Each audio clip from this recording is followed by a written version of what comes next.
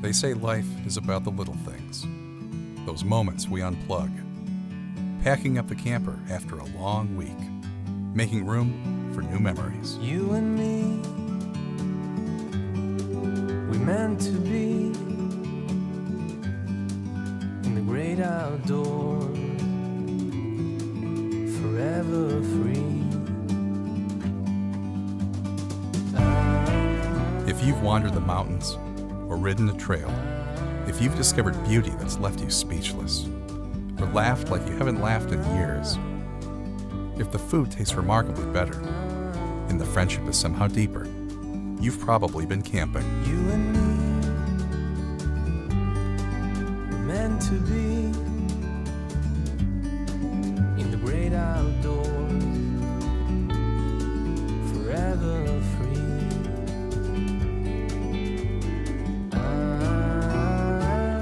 It's the best America has to offer, and it's meant to be shared. RVing is for everyone.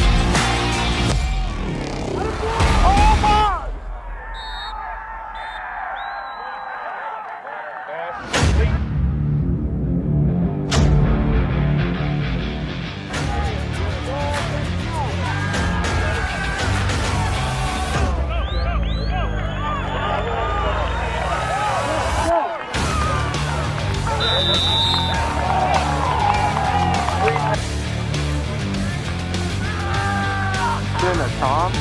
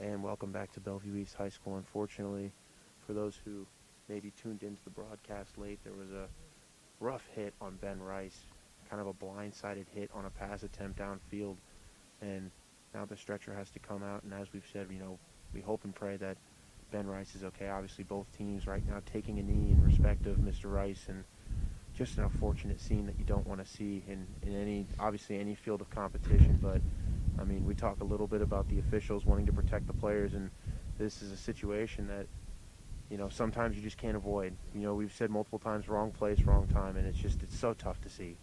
Football is one of those contact sports where you never know what's going to go wrong. You never know when, you never know where it's going to go wrong. And right now it is going wrong for Ben Rice. He went up for that play, and it was a clean hit. They had to go up for it, Bennington. They had to go up for it and do their job on the defensive side. Unfortunately, Ben Rice got shoulders. He didn't come down with the football, and instead he came down and just got a big shoulder right into his lower back, right into his spine, because they thought that tackle was going to be made with the ball in his hands. And as I said, he took that hit, and you saw it kind of jarred him. He didn't have any protection on his way down, so he hit the ground full force with no protection.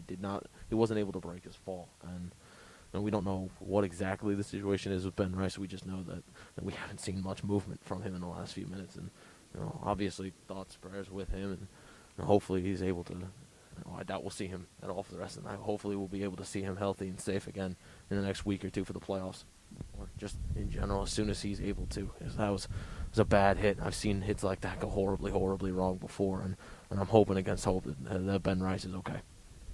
And now Coach Van Hout brings the Gross team together right now just to have a quick moment. I'm assuming making a prayer for Mr. Rice as he is being put on the stretcher as we speak.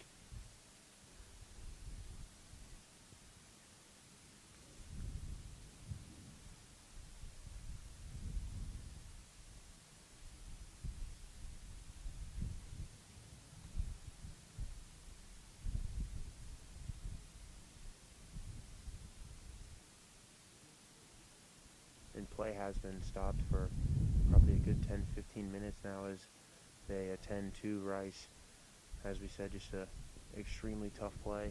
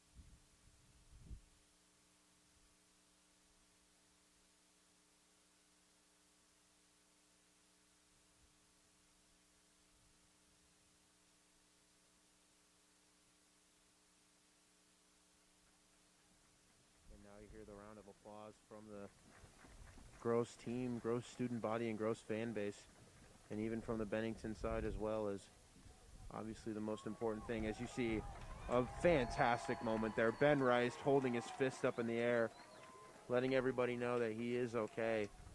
Just a great thing to see.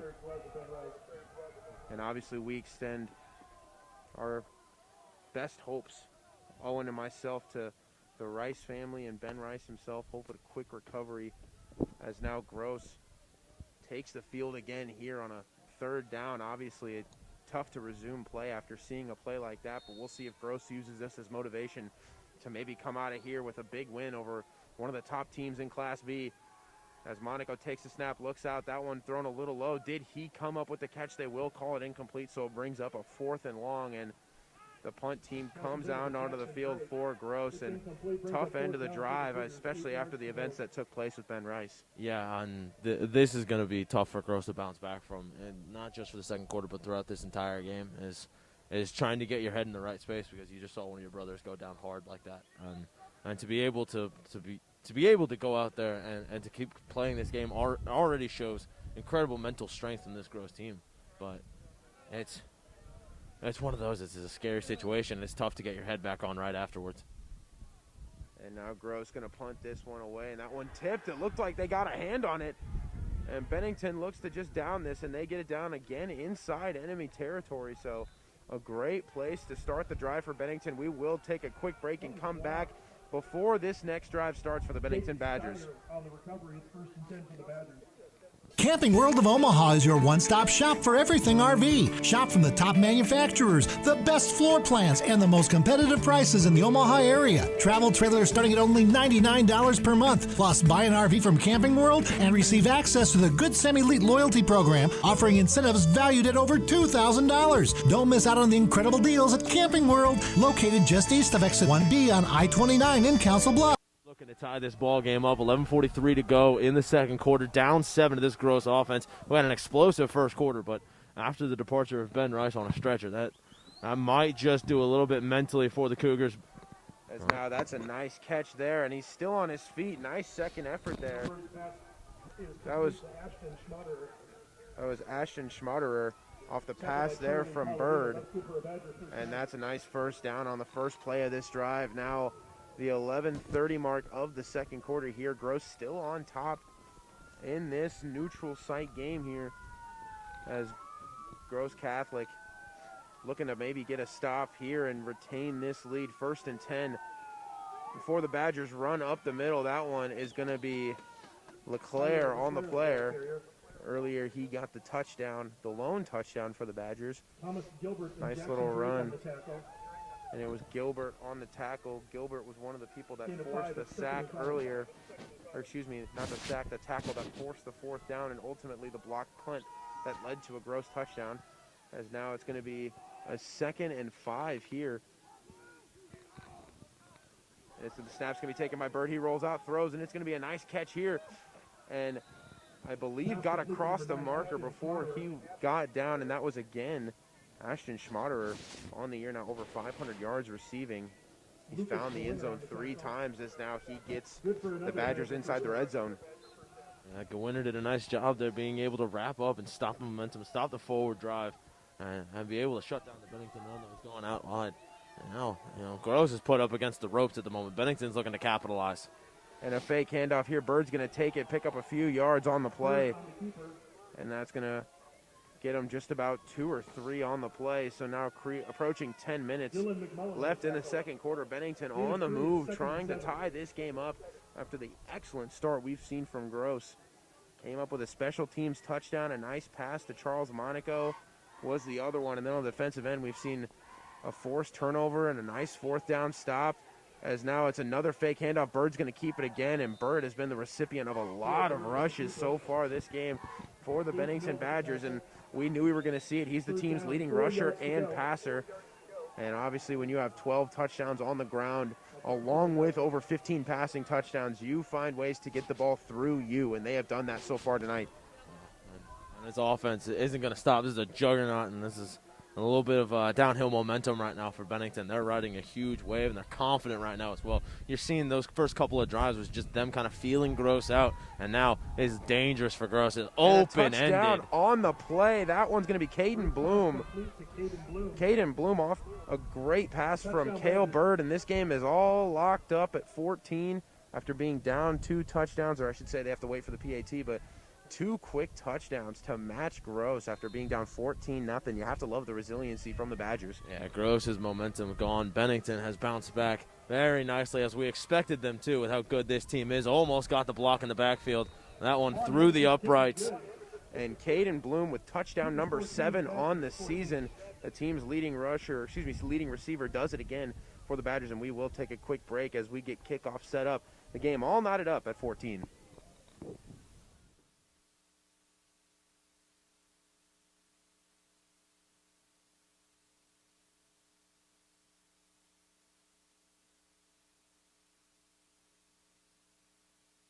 Camping World of Omaha is your one-stop shop for everything RV. Shop from the top manufacturers, the best floor plans, and the most competitive prices in the Omaha area. Travel trailers starting at only $99 per month. Plus, buy an RV from Camping World and receive access to the Good Sam Elite loyalty program, offering incentives valued at over $2,000. Don't miss out on the incredible deals at Camping World, located just east of exit 1B on I-29 in Council Bluffs. Payments not inclusive of tax, title, license, prep, and dealer dock fees. See dealer for details and full disclaimers. And welcome back to Bellevue East High School. Real quickly, this game is sponsored by Camping World in Council Bluffs, Iowa. Colleen Almgren, Better Homes, The Good Life Group. Kyle Smith, Bellevue Oral and Maxillofacial Surgery. And the Capisi family for their generous donations to Omaha Gross. As The special team stops the ball at about the 32-yard line, and that is where the Cougars will set up shop with 9:18 left here in the first half. And this is crunch time, really, in the first half for this Gross offense. If they're able to get any sort of points here, it at least puts the pressure back on Bennington. Right now, Bennington with a lot of momentum after 2 straight scores. Yeah, and Gross needs to bounce back off of that one. They need to get their crowd energized a little bit. They still are a little bit shaken from the Ben Rice incident earlier on in this quarter, and it's one of those that Gross needs just to screw their heads back on right and get the play going again. And Capisi with the pass out to Monaco, and he catches it on the play. A flag thrown as he received it.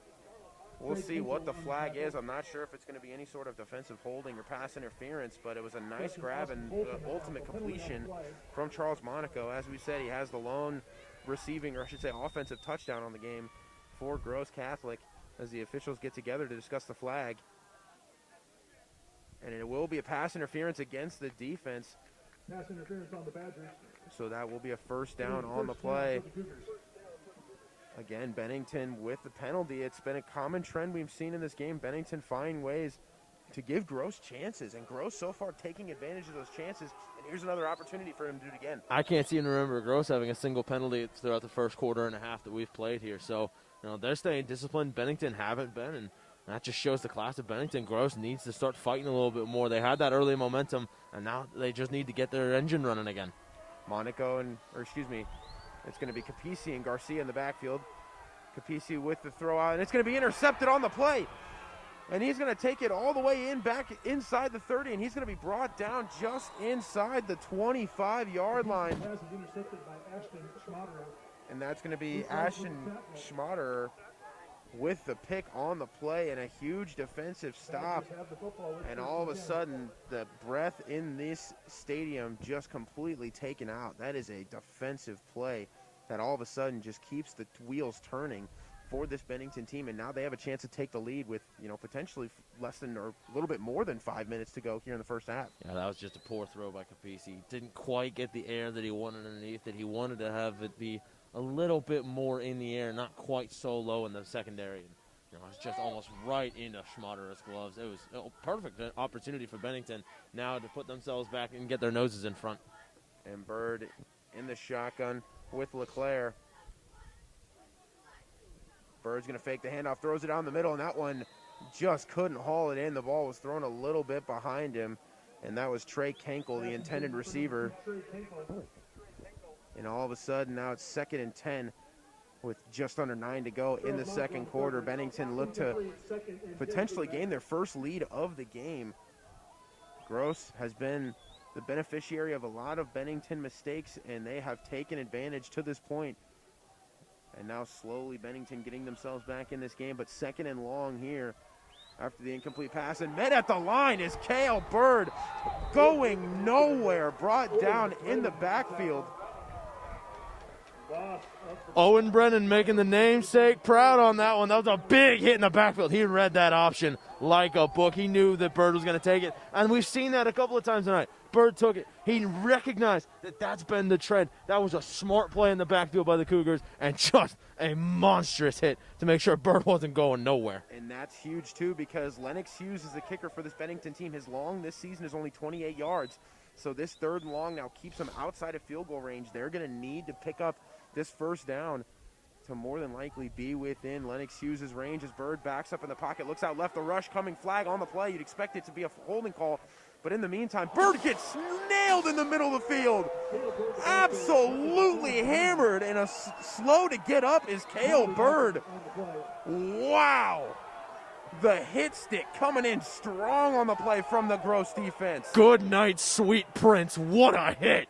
Owen Brennan again coming in big. Owen Brennan has a personal vendetta against Bird these last couple of plays, and oh boy. And we'll see what the flag is now. The flag was thrown before the hit, so that is out of the question. It is a holding call against Bennington.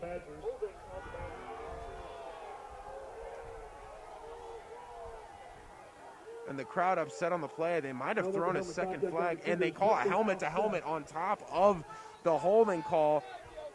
So I believe the penalties negate themselves. So it'll remain 3rd down from about the same distance that it was at before. Owen, regardless of the call, what a hit from Owen Brennan. My goodness gracious. That was a NCAA 14-esque 99 overall hit stick. I haven't seen a hit like that since Jadeveon Clowney against Michigan. That was a brick wall. And now it's another 3rd and long. Let's see if Cale Bird can respond after taking that shot.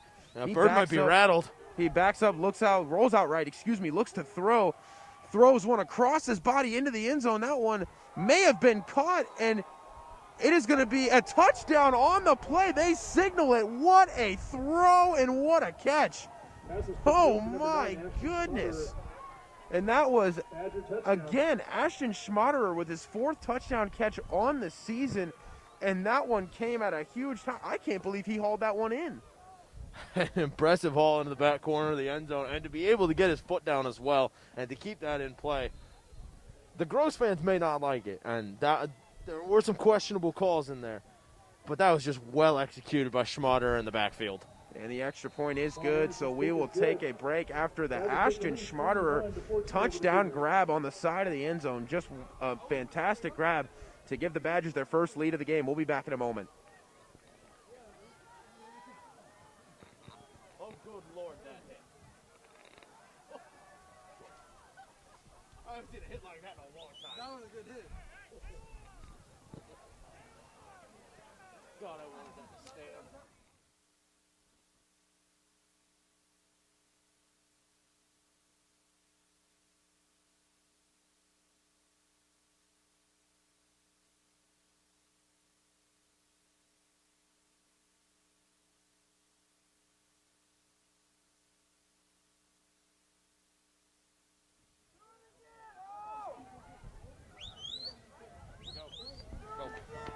And welcome back to Bellevue East High School. 7:30 to go in the second quarter as Bennington takes their first lead of the game after the Schmaderer touchdown catch. And Hill took a shot on the play before, and then a big 3rd and 15 came up big with the touchdown throw. And now we're going to see Lennox Hughes boot this one away for the Badgers. And this one's going to be returned by Palladino. Palladino struggles to come up with it, then he does. Tries to turn the corner on the right side of the field, cuts back, finds a little gap, and gets out of bounds at the 40-yard line. Maybe a late hit on the play, and the flag is thrown. And that's going to be an extra 15, a free 15-yard gift sent straight from the Bennington Badgers. All of a sudden, Gross going to be in great field position. Yeah, that Christmas present came a little bit early from Bennington to Gross, giving him an easy 15 yards. And you know, I've said it so many times on the broadcast that we've done for Gross. Discipline wins games. And Bennington, so far tonight, as good as they have been on the offensive side of the ball, they've been undisciplined. They keep shooting themselves in the foot with these penalties. And Gross is just going to keep taking advantage and taking advantage. The Cougars are going to take it all day long. But Bennington needs to get their heads on right. And Connor Capisi comes back on the field for this Gross offense. Well, it's actually the first play going to be Mill under snap. So we will see what kind of, I would presume, rushing attack we're going to see from Gross. Obviously, the last drive resulted in an interception for the Cougars. We'll see if they can bounce back in excellent field position, starting at the 42-yard line of the Badgers. And the play was misread, a little miscommunication with Garcia, and that's going to be a loss on the play. Garcia thought he was blocking, and Mill thought it was a option run on the play, so the miscommunication results and no yards on the play. So it's going to be 2nd and 10 here from the 42. Yeah, it looked like he was just befuddled, confused in the backfield. Didn't know what exactly was going on. He was like, why do I still have the football? Where am I going? And he realized that he had no room and no options. So he just took the hit and tried to make it as an enjoyable experience as he possibly could. And now 2nd and 10 here. And it's going to be in the I formation again, Mill under center. And it's going to be a toss out left. Garcia runs back up towards the middle and again barrels forward for about 4 or 5 yards. And now it becomes a 3rd and Bennington trying to find ways to get Gross off the field. And so far in the second quarter, they've done that, including the forced turnover, the interception earlier from, Mill will be under center yet again on a 3rd and 6. It's going to be Garcia and Palladino in the backfield. And a triple option. Mill's going to keep it, and he will be right at the first down line. It all depends on the spot here where the officials are going to put it. It's going to be really close. I think they marked him short. I think it's going to be about 4th and 1, 4th and inches, and it will. One core that this team has, they're able to run it up the gut. 4th and 1, they can get 1 yard. You can hand it to Garcia, to Mill.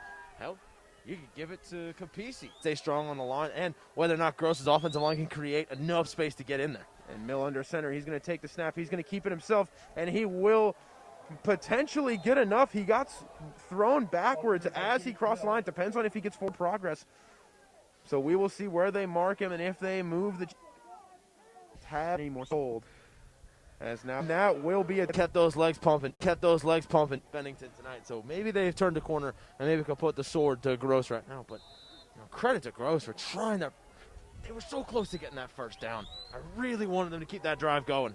Yeah, you thought they would, but they were just short as now Bird takes over again with just enough time to maybe get a drive going as Mostic gets the handoff here, tries to get to the outside corner and does. Picks up the first down and just a few more yards on the play. Dylan Mostic with the nice run, and now just under 4 minutes to go. The chains are moving. They're almost to midfield, and you wonder if they're going to be able to get enough to score again before the halftime intermission. They might. There's plenty of time if they want to keep this drive going, but with the rushing offense that Bennington's capable of, they might keep the clock running. And you might honestly see that. Now, like you were saying, you want to potentially kill enough clock where Gross can't get it back, and it's going to be tipped, and it's going to be almost intercepted on the play. That was Jackson Drake. Just bounced off his hands. Ball was tipped by a receiver and popped right into the hands of Drake, and he could not haul it in, and that is an unfortunate break for the Cougar defense. Could have potentially given the ball back to Mill in the offense. Well, Halloween might still be a week out, but we're seeing some Butterfingers out there right now. That was so close. And now another chance here for Bird in the offense, 2nd and 10.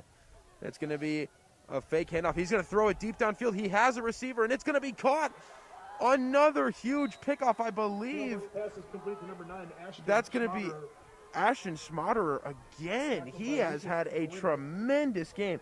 Has to be creeping up on triple-digit receiving yards along with the touchdown he had to give Bennington the lead. Yeah, he's been everywhere in that backfield right now for Bennington, and he's coming up with the goods. He's being able to make difficult catches under coverage. It doesn't matter if you put one guy, 2 guys on him. Doesn't matter if he has to get all the way up into the air. As long as that vertical can get him up in the air for him, he's able to make plays right now. He's having himself a night. Bird back in the shotgun. I believe it's Mostic behind him, and it is. He's going to back up. Bird rolls out left. He's pointing around receivers, trying to find somebody open. Gets hit as he throws, and it's still going to be caught on the play. Unbelievable effort. Bird took a shot on the play, and guess who he threw it to? Ashton Schmaderer again with the catch, and that's going to be another first down. Can we admire the fact that Bird knew he was going to take a shot, took the shot, and still made the throw? Yeah, he's getting beat to death out there tonight. And like you said, he knows he's going to be taking those hits. He's still willing to take it. He's still able to keep composed just until that last possible second to get that throw off. And we see it right now. He's taking him himself. This guy can do just about everything. The footwork is out of this world. He finds ways to squeeze through gaps, find little holes, and more importantly, his awareness, Owen, is something that I've been more impressed with than anything. He rolls around the pocket, and even if there's guys on his 6, completely behind him, he knows where they are at all times, and he can feel them out, and that's the things that make great quarterbacks, people that know where everybody is on the field at all times. As now he's got a running back to his right and a running back behind him here. Bird takes the snap, hands it off to Leclerc. Leclerc does not get enough for the touchdown, but does gain a few yards on the play. Now inside the 5-yard line, just under 3 minutes to play. And Gross, if they give up points here, will at least have time to potentially run back down and get some points before the halftime break, as there is just under 2 to go. The clock keeps rolling after the run there from Leclerc. Same setup. It's going to be Bird tossing it to Leclerc, and Leclerc barrels in. Flag at the end of the play. We'll see what this is, but as it stands, it'll be a touchdown. But considering the lack of signal of the touchdown, I'd assume this is going to go against the Badgers. Yeah, I'm not too sure what the call would be. And it's going to be a holding on the offense. So yet again, they have to back on up. Put it in reverse, Owen. They're going back just outside the 10-yard line now after they initially punched it in for 7. Those mistakes continue to hurt this team, Owen. Yeah, there's a reason I never made it on the offensive line. I was getting called for holding on almost every other play, but this Bennington team just needs to be a little bit better. I know I'm not really one to say, stop holding the other team, but it's been like, what, 5-6 times now, at least. Bennington, for as good as this team is, they're not disciplined tonight. They're not in it to win it. And now it's going to be a first down here, and it's going to be a handoff to LeClaire. LeClaire finds a hole, and just like that, he will be down at the 1-yard line as his knee was down, but he was offended on the play that on the last play he scored, and it got called back, and you can tell he took that personally, wanted to bring that in for 6 this time, just a yard short as there is a player down on the field. I believe it's a Bennington player, not sure who it is from here. It looked like it was a knee injury from LeClaire when he came down awkwardly. And then, like we said, with these conditions, those things are amplified. Yeah, and you saw that one. I saw it as it happened, and I knew that was going to be one of those lagging injuries that might stick with him. You saw LeClaire try to break through. Looked like he either took a shoulder, a helmet, something straight into the side of the knee, and that's one of those that, we've seen some of the best athletes in the world. Derrick Rose, Virgil van Dijk. Knee injuries kill. So when you see a hit like that, especially against one of Bennington's top offensive threats, not an ideal situation for the Badgers. No matter how good of a play that was, no matter how many yards he got, no matter how close to the end zone he got, that's one of those that you wish it would have gone the other way, and you wish it wouldn't have happened. And injuries continue to be a problem in this game. We saw the earlier one from Ben Rice, and now another one here. When you get in conditions like this where it's 30 degrees with a wind that even makes it more brisk for these players. I mean, we've talked about it multiple times in this game, but little normal tackles that you see on a nightly basis hurt 5 times more than they usually do, because those are hits that your skin just does not want to take those hits. I mean, it is a situation that no player frankly wants to put themselves through. And imagine playing for a team like the Green Bay Packers, somewhere where once you hit October, this is a normal Sunday game for you. I mean, even with the sun out, too. Even with the sun, and playing in conditions like this is something that nobody wants to play in. You say that, but I always love this kind of weather as a goalkeeper. I don't know what it is. Do I trust your opinions, though? No. Is that something we're about to pretend like I do? I have never once claimed sanity or anything like that. So, take my opinion with a grain of salt. I always love playing in this kind of weather, though. It just kind of adds a certain je ne sais quoi to the game, and yes, diving around and in this situation, getting hit doesn't tickle, but it's just one of those things in the Midwest that you just kind of get used to and you kind of love. Do you? I don't. The getting used to, I can understand. The loving part is something that I think that's just you. I think you're in a boat by yourself on that one. Would not be the first time. Will not be the last time. I'm in a boat by myself. You're in a boat by yourself, and it is drifting off to sea, my friend. That is not a boat I want to be in. Yeah, these conditions are something I want no part in. I mean, obviously, you and I, we were in a situation where we got to call, a snow classico. We got to call a game where there had been 4 or 5 inches of snow, and we were up in the booth with the windows open calling soccer. And we've been in conditions like this, but for these players, it's got to be 10 times worse. Yeah, it does. But, we keep mentioning that game. We were in a press box. The windows were open, the wind at us, though. I consider us still outside in that situation. We did have a little bit of room up at the Caniglia press box and maneuver around and just kind of in and amongst the people. I actually kind of I prefer this. I prefer sitting in amongst the people. It just kind of feels like we're watching a football game. We're 2 guys just talking, watching a football game. And unfortunately on the play, we're now seeing the stretcher being used for the second time tonight. This time it was Tyler LeClaire, their top running back. Obviously, we talk about it already, but it's something you don't want to see. And the cold definitely comes as a lethal killer in games like this. And you mentioned earlier, knees are so fragile, especially on nights like tonight where, you hate to see it happen and you wish the best for somebody like him. Yeah, he's a talented player, but, whether or not he's a regular starter or whether or not he's a guy just getting in for some garbage time minutes, you never want to see something like this. And his second effort on that play that resulted in the injury was honestly spectacular. I mean, obviously we saw in the previous play the holding call negate his touchdown, so we talked about, he definitely had a little bit of extra, motivation to find that end zone, and he just about did. On a normal tackle, he would have been down at the 5-yard line, but that extra oomph to try to get in the end zone was what ultimately resulted in him, extending the knee the way he did that resulted in that hit. So you just love to see the effort on that play. I mean, that's somebody that just wants it really badly, and on that play, he wanted to find the end zone. And I know he's from the opposition, if he's going to go down like this, I at least would have wanted him to see him get the touchdown and have that be worth it at the end. To put forth that kind of effort, to take that kind of hit to the side of the knee. If you get the right hit on a shoulder or a helmet to the side of the knee, that might, you look at obviously ACL, MCL, stuff like that that's in the knee, but just the kneecap itself. I've dislocated the kneecap before. Obviously it was the other kind of football, but taking kind of a hit to the side of the knee and it just locks out of place. It obviously, not a doctor, don't know what happened out there, don't know what exactly is going on with Leclerc's leg, but if it is something that is in the knee, whether or not it's a muscle or the kneecap and the bone itself, it's one of those that's tough to come back from, and that could be a deadly blow to Bennington's offense. Bird is a great quarterback in and of himself, and he's able to keep this offense churning along for the postseason. But losing Leclerc as well, that just takes the other edge off of this sword, and it goes, from being one of those broad swords that you see back in medieval times to really just a samurai katana and only sharp on one edge. Owen coming out here with the sword knowledge. If you need facts, everybody just hit him up. He'll enlighten you all day long with facts you probably don't even want to hear. I guess you could say I'm pretty sharp with these. Yeah, but this is getting ridiculous. But obviously, with Leclerc still being down in that end zone, he's one of those players that's just so good and so talented. Yeah, you definitely hope the best for him, and we will take a quick break as we continue to try to get him off the field, and hopefully we see him backing up healthy again, but we'll be back in a moment.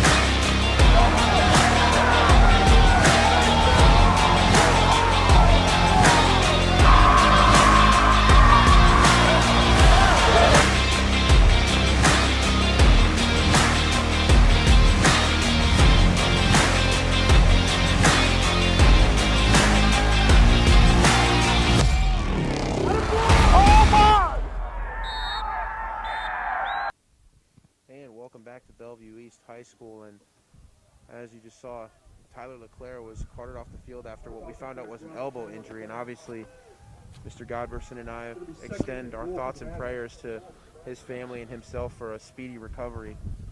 Obviously, like we said, you never want to see that happen to anybody, so a very tough situation, and obviously was a extremely hard-fought play to get him in that situation, so definitely the type of player you want on your team if you're Bennington. So, you know, a tough loss, and we pray for a speedy recovery for him, as now it is a 2nd and short here for the Badgers. They try to get another touchdown, as you see here, the Gross fan base applauding for LeClaire as we see a touchdown run there. That's Cale Bird finding his first rushing touchdown of the game. So that extends this to a 2-score advantage for the Badgers, as obviously a cool moment there. Even with the touchdown happening, you see the opposing fan base, you know, cheering off of a great player like LeClaire, who just unfortunate to see that happen to anybody. Yeah, and you know, it comes down to the respect thing, like you said earlier. At the end of the day, that's all sports is: sportsmanship, respect, all that. And to come down the sideline, you know, Gross fans, as much as they want to win this game tonight, they recognize just how good of a talent that kid is, and to have his day cut short after, you know, a pretty good day so far for him. He's been able to make a couple of big plays for the Badgers to keep drives going and to get big yards, and to see his day cut short like that, I think all these Gross fans around us just kind of realize how much of a bad situation it is and how unfortunate it is. Well, now just over 2 minutes to go here in the first half. 28 unanswered points here for the Bennington Badgers, as Palladino and Monaco back to return for Gross. Now, Owen, obviously last possession we didn't see Capisi at quarterback. We saw Mill under snap for every snap. Do you expect to see Capisi back on the field for this team? I think so. I think he should. Capisi has been, you know, for my money, the best quarterback that we've seen for Gross so far on the year. Obviously, we didn't get to see much of Tunison last week when he came back against South Sioux City in that big 41-21 win. But Capisi, for a sophomore, his composure, his ability to find tight gaps, his throwing accuracy could use some work, but he is a very composed quarterback. He just needs to fine-tune the game, and, you know, why not against one of the best teams in the state? And Lennox Hughes boots this one away. It's going to be Monaco on the return, catches it off the bounce.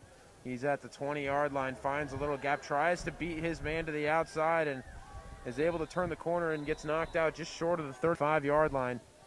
So that is where Gross will start up shop with just over 2 minutes to go in this first half. And obviously, if you're Gross, you would desperately like some points before the break. 28 points scored straight against you.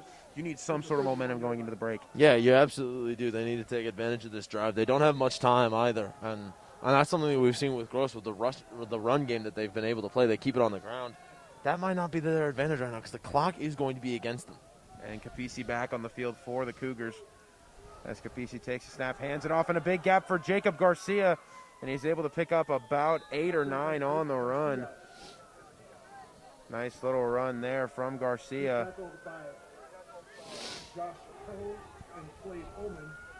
So now it's going to be a 2nd and 1 here at the 40-yard line. Now 1:40 to go in the half. Gross looking for some spark, almost had a breakout play on the last play. Capisi looks to pass. Now he scrambles, looks to take off running, and picks up the first down, I believe, by lowering that shoulder to pick up a defender alongside with him. Just ran him over again with the truck stick, and it looks like it might be a 3rd and 1 here, but great effort there from Capisi. Capisi looking like a Chevy out there, the way he just drove that truck straight into him. And I believe we're going to get a timeout here. I'm not sure who called it. The Gross sideline looks unhappy, but Gross will take a timeout, so we will take a break as well. 1:27 to go, 28-14, Badgers on top.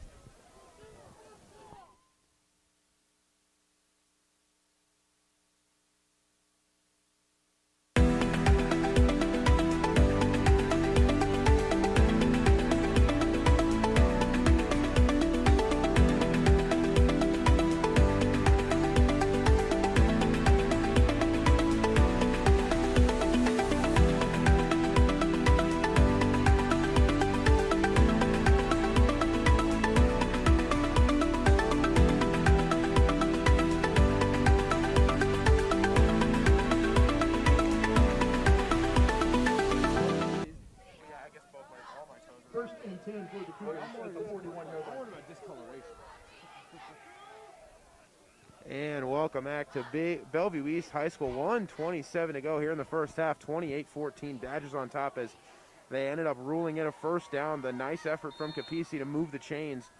So we'll see what they can do on 1st and 10 here from the 40. Capisi rolls out right, stops, makes a throw deep downfield, and that one is going to be caught. A tremendous catch on the play. Lucas Growinner on the play with the Randy Moss catch. He got mossed. What a catch.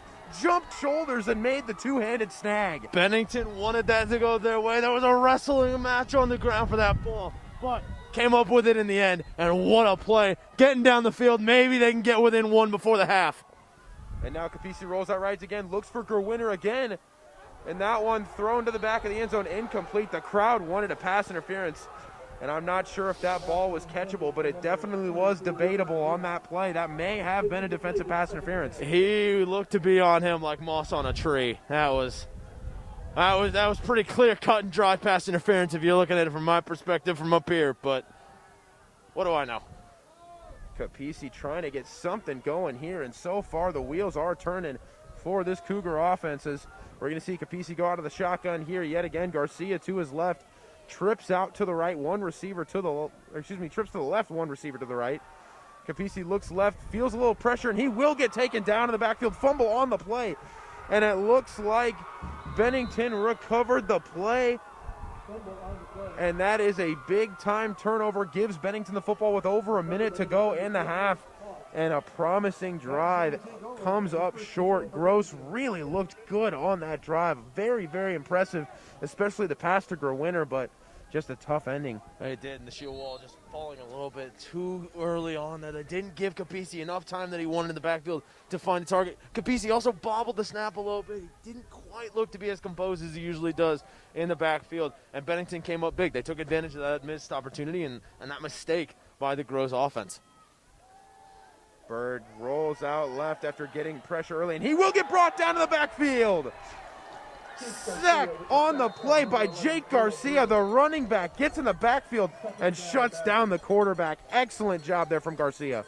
And we've said it a couple of times tonight, Bird is getting his, almost swore on air, he's getting destroyed in the backfield. He's taking his you-know-what. Yeah, he's getting his you-know-what handed to him on almost every other play. The Gross defense came to play against this kid. They knew how to play. And even though they're still putting on a good performance, Bennington, after all the hits that Bird is taking, he's still finding targets. He's still making plays. But more importantly, this Gross defense is on him. They are doing a great job time after time again, getting in the backfield, at least making him make a play. They're not making it easy for him. They could be letting him throw for a lot, run for a yacht, but they are making him work for every yard he's gotten in this game. And right there, Garcia getting in the backfield and making things difficult for him again. Yeah, it was just really...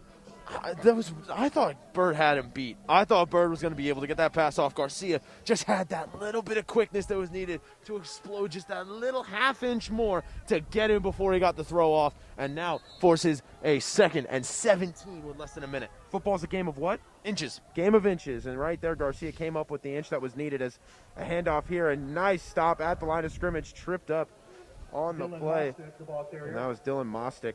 Had a nice carry earlier on the right side. It was about a 13 or 14-yard pickup there. Just could not get his feet going as the clock is ticking. Bennington taking their time. You wonder if they're just going to take this to the break and try to see if maybe they can pick up a big run and get themselves in position, but they're not going to put too much pressure on their offense as I believe they get the ball coming out of halftime. Out of the shotgun is Bird. Clock now under 20 seconds to go. It's going to be a handoff again to Mostick. Mostick with a nice few shifts to get around some defenders. Doesn't pick up much on the play. And that will take us to halftime here. The clock winding down 28-14. The halftime score here at Bellevue East High School. 28 unanswered for the Badgers as we will take a break for halftime. Owen and I are going to go inside and warm up a little bit. Hopefully we can find some warm beverages, something to heat us up with. In the meantime, we will be back momentarily for the second half of action in a moment.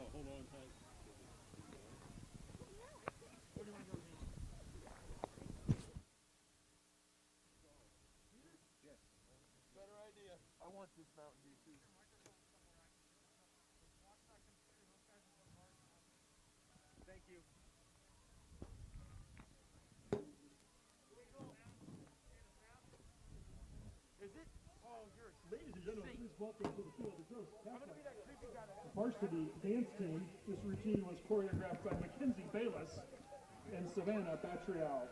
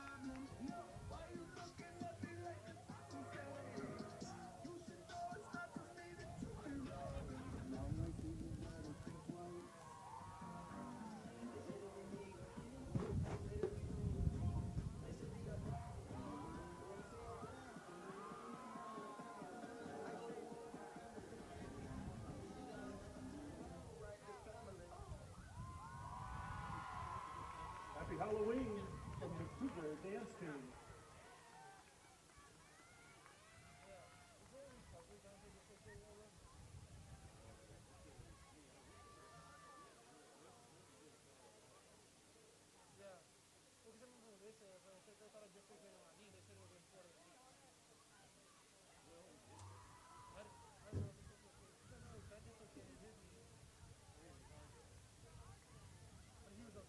Ladies and gentlemen, check your tickets for the Split the Pot drawing. The winning ticket is a blue ticket number 5757931. Once again, Split the Pot winner is a blue ticket 5757931.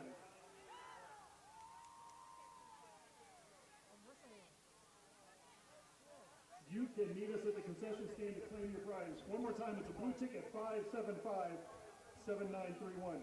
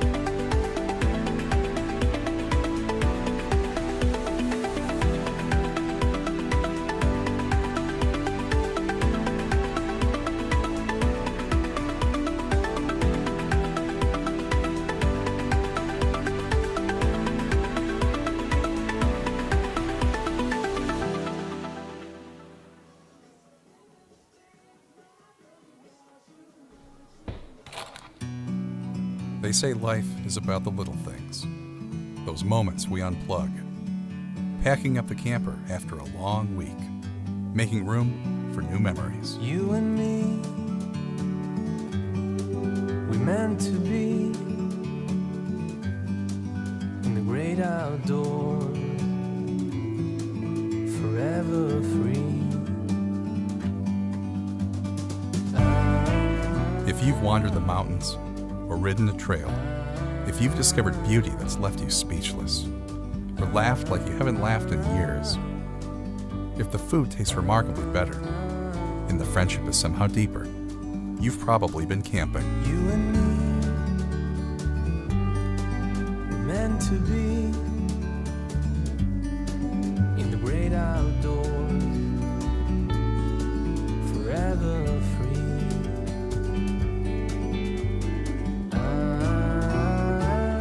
It's the best America has to offer.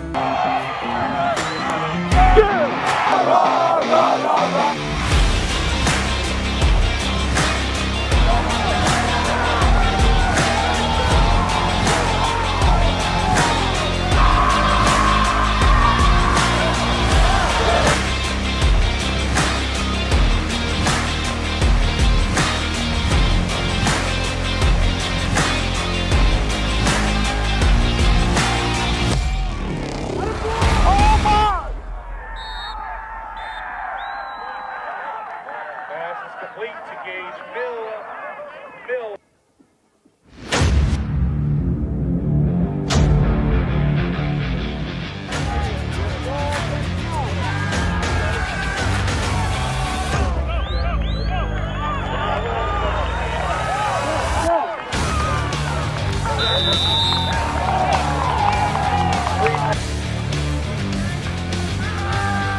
Dinner, Tom.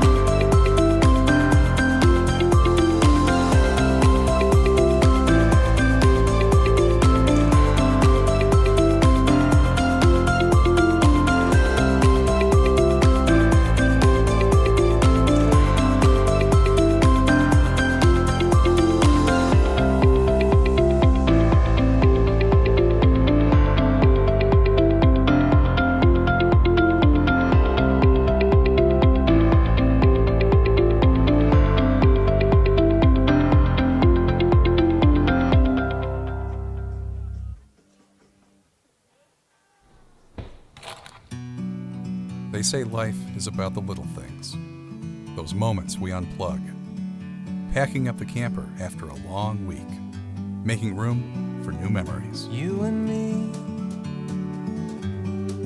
we meant to be in the great outdoors, forever free. If you've wandered the mountains or ridden a trail, if you've discovered beauty that's left you speechless, or laughed like you haven't laughed in years, if the food tastes remarkably better and the friendship is somehow deeper, you've probably been camping. You and me, we're meant to be in the great outdoors, forever free.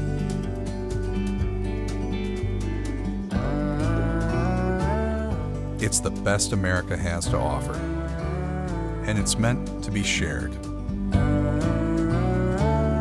RVing is for everyone.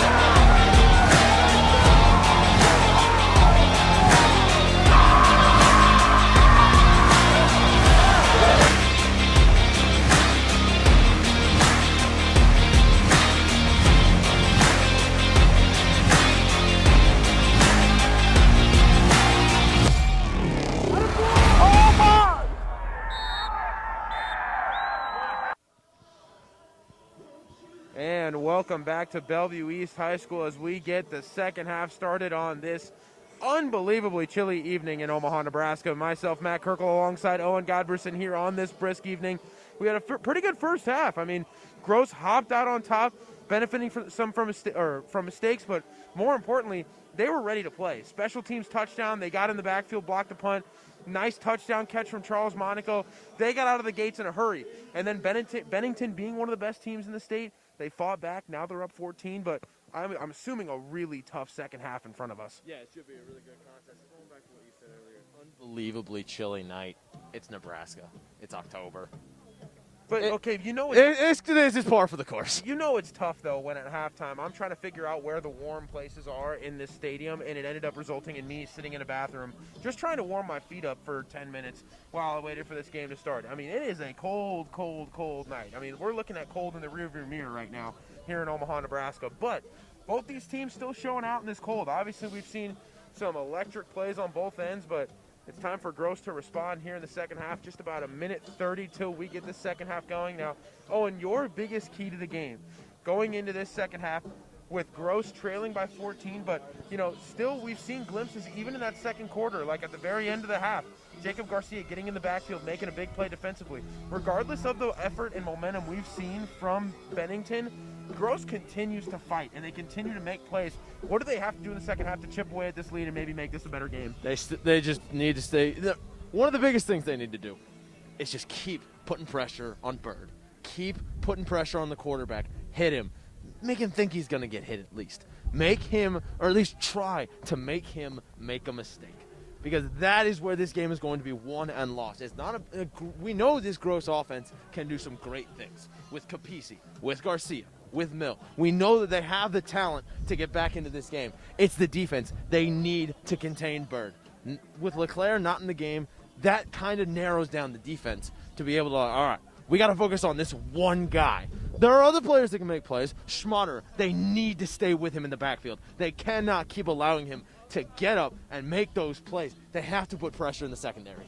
Yeah, we'll see what the Gross defense can do out of the gate in the second half, but obviously not much room for mistakes defensively for Gross as they're trailing by this half, and I think the conditions had something to do with it as both teams kind of getting set to go here for second half action.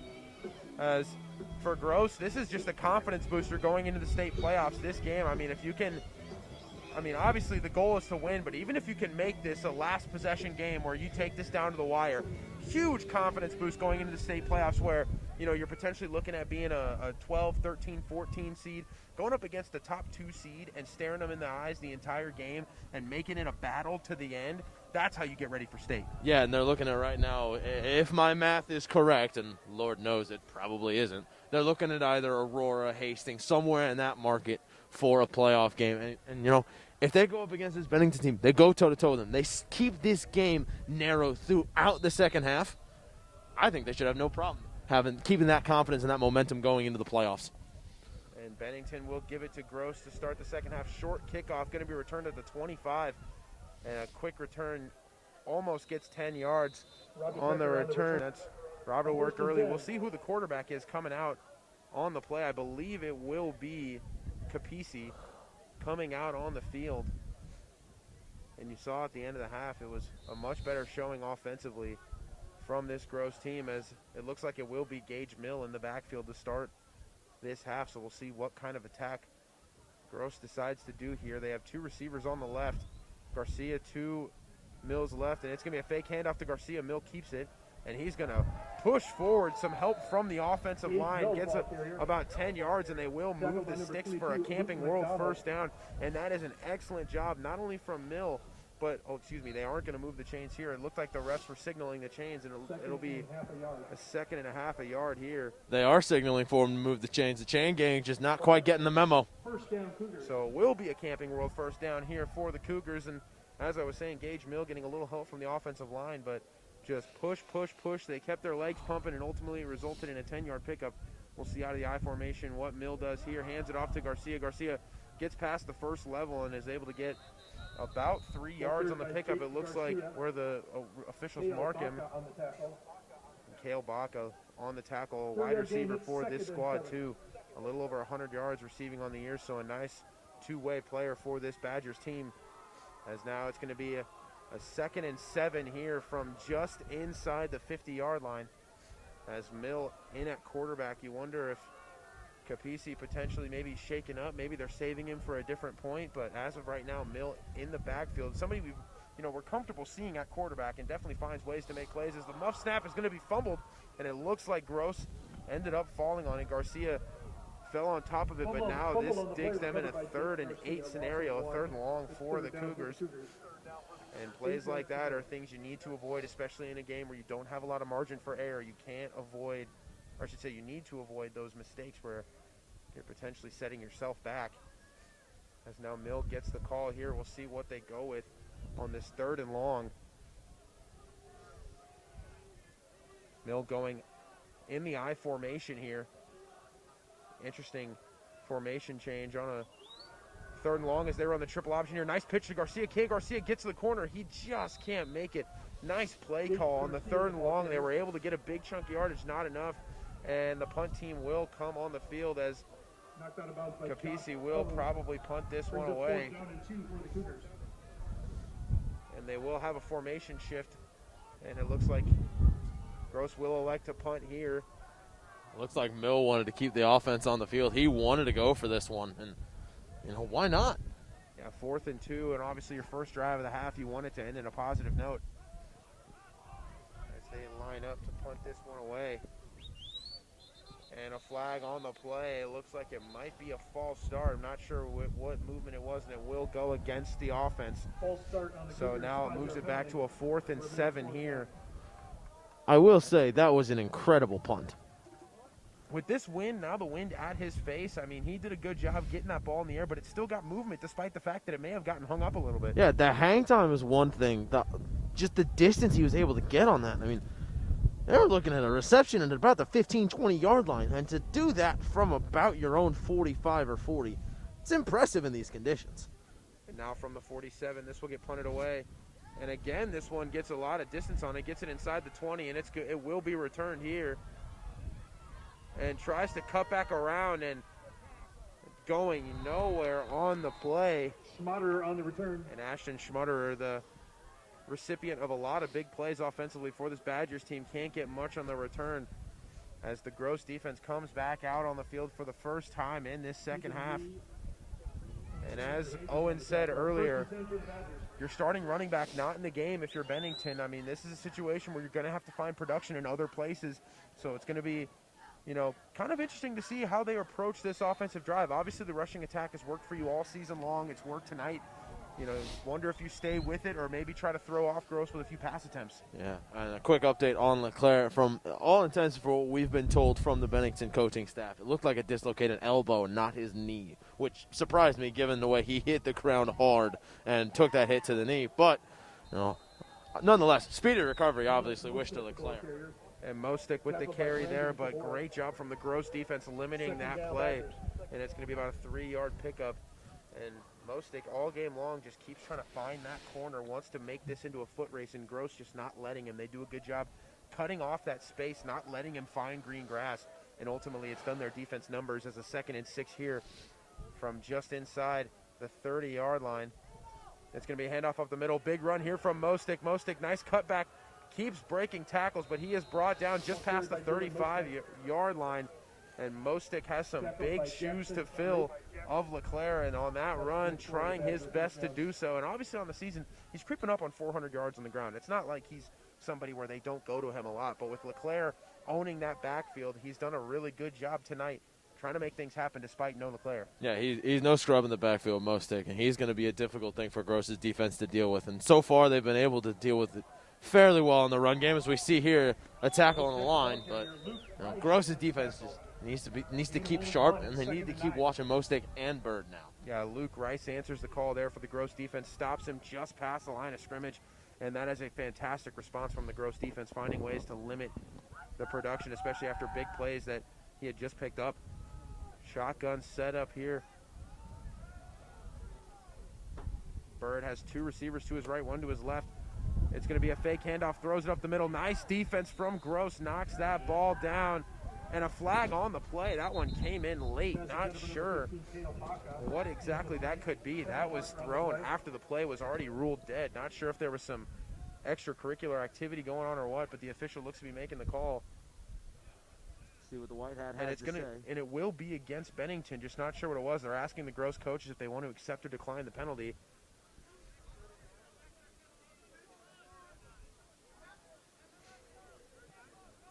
And it's going to be a 3rd and 9, and it looks like it's an illegal motion. Or excuse me, it's an illegal man downfield, I believe. So that's going to make this a 3rd and 9 now. Gross has a huge chance here to get Bennington's offense off the field at the beginning portions of this 3rd quarter. This could be a huge momentum shift if they can get the football back here. As Bird takes a snap and a flag on the play, and that will go against the Badgers. Put them in reverse yet again. As much as this Bennington team has found ways to score in the second half, they keep on finding ways to shoot themselves in the foot. Another false start, another penalty, and the penalties just add up, and you wonder at one point, are they going to pay for these mistakes that they have been making? Yeah, and Gross is doing their best right now to make them pay for those mistakes, you know, with the block punt early on, and the momentum was with the Cougars in the first quarter, in the first half in general with those penalties. Bennington, it's just one of those that they need to keep their heads on. And 3rd and 14 now. It's going to be Bird out of the shotgun, throws it up the middle, and that one just could not come up with it.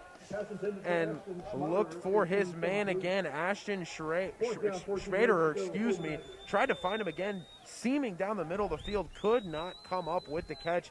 And just like that, Gross is going to get the football back. Huge momentum shift, getting their offense off the field. Yeah, that was a good defensive stand right there by the Cougars. Helped out by a little bit of a couple of mistakes on the line for the Badgers. But, you know, this is an opportunity for Gross to get themselves back within 1. But still plenty of time left to go in this game. That was a weak punt as well. And it's going to be recovered by Monaco. Monaco catches at the middle of the field at 35, gets to the 50, tries to win the corner, does at the 40, now just inside, almost gets to the 35, and you see the speed there from Monaco. Gets a little space, and we will take a quick break waiting for this next possession to start as Charles Monaco gets Gross where they want to be in nice field position. Camping World of Omaha is your one-stop shop for everything RV. Shop from the top manufacturers, the best floor plans, and the most competitive prices in the Omaha area. Travel trailers starting at only $99 per month. Plus, buy an RV from Camping World and receive access to the Good Sam Elite loyalty program, offering incentives valued at over $2,000. Brilliant run here. Yeah, Bellevue East here live. Gross and Bennington, a tough matchup on the season finale. And to start this drive, Gage Mill with a nice run to the right side, able to pick up a chunk of yards. It's going to be 2nd and 2 here from just inside the 30-yard line. And it was a great place to start field position. Charles Monaco with an excellent punt return to set Gross up. And now they have to be licking their chops, knowing where they're at on the field and knowing what they have with their rushing attack. As Mills still in at quarterback. He's out of the shotgun with Garcia to his left, takes the snap. He's going to hand it off to Garcia. Garcia tries to find a lane on the right side, and it is closed up real quick. Nice little arm tackle pulling down his shoulder and bringing him down from behind. And it's going to be a huge 3rd down and 2 here. Can't emphasize enough how big it is that they pick this 1st down up. Obviously, you don't want to leave this drive with no points scored, and walking away with a field goal definitely would not sit right if you're Gross. So you definitely want to try to find a way to punch this in for 7. And on this type of play, you expect them to run some sort of triple option here as they are in the I formation. Typically what we see from them is some sort of option look. As Gage Mill tosses it out to the left, Garcia looks like he got enough for the 1st down. One of the officials actually may have marked him short.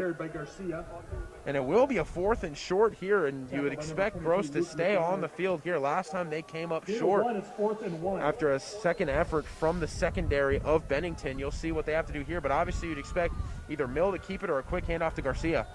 And here we go, right up the middle. It's about the line creating a gap as well. They need to be explosive. They need to just pop up real quick, get the bodies out of the way, clear the hole. Try to get at least.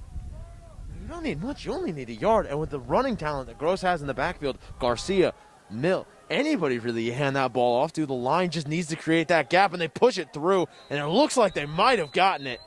It's going to be close. And Thomas Gilbert is the reason they pick up that 1st down if they do indeed move the chains, and they do. Thomas Gilbert pushing Gage Mill from behind. He grabbed that snap, and Gilbert took him to the promised land. And Gilbert on the defensive end has made a few big plays, a few tackle for losses on this game already. And on that play, helps the offense stay on the field. And that might have been the biggest 1st down of the game for Gross. Yeah, Gilbert just coming in from behind.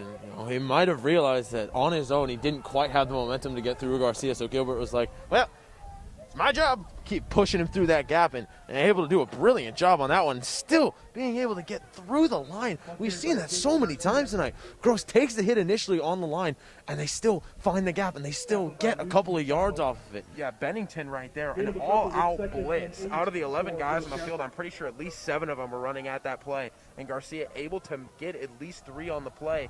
Given the circumstances, given how outnumbered Gross was on the line, the fact that they picked up positive yards shows that offensive line holding their ground there, doing a great job creating a gap for Garcia. As now it's a 2nd and 8 here.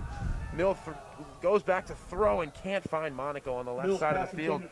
Just let him a little bit too far. You like the idea of throwing it to his outside hand. Do you like the fact that he's throwing it towards the sideline? Because it takes away that interception threat, but just let him a little bit too much on that throw. Yeah, and that's not one of his strengths, throwing the ball, Mill. And we've seen Capisi make those throws all night long with a little bit of inaccuracy as well. The weather might also be a factor in that. Not being able to feel your hands is a little bit important when you're trying to throw something. As now Mill's going to take the snap here on 3rd and 8. He's going to hand it off to Garcia. Garcia met pretty quickly. He's still able to get about 5, but not enough for the 1st down. And here's where we find out what Gross is going to do here. It's going to be about 4th and 4, 4th and 5. And obviously this is a drive where you would like to walk away with 6, but you're close enough where if you wanted to bring the kicker on, you may just be inside field goal range depending on the leg on your kicker. And it looks like the offense may stay on the field here as Mill Looks like he's gotten the play call here. 3:52 to go in the third quarter. Big 4th and 4. At this point, probably the biggest shifting game of the game for Gross. If they pick this up, the drive stays alive. Mill toss out to left to Garcia. Garcia tries to find a little hole, and it looks like he is stopped short. The line just couldn't give him enough push, and the Gross offense comes off the field. Bennington takes over. Short of the first down. So now it's going to be 1st and 10 for the Badgers after the big defensive stop. 20-yard line. And if you're Gross, you have to like at least the momentum they built on that drive. A few first downs, a big 4th down conversion. That right there in itself is a confidence booster.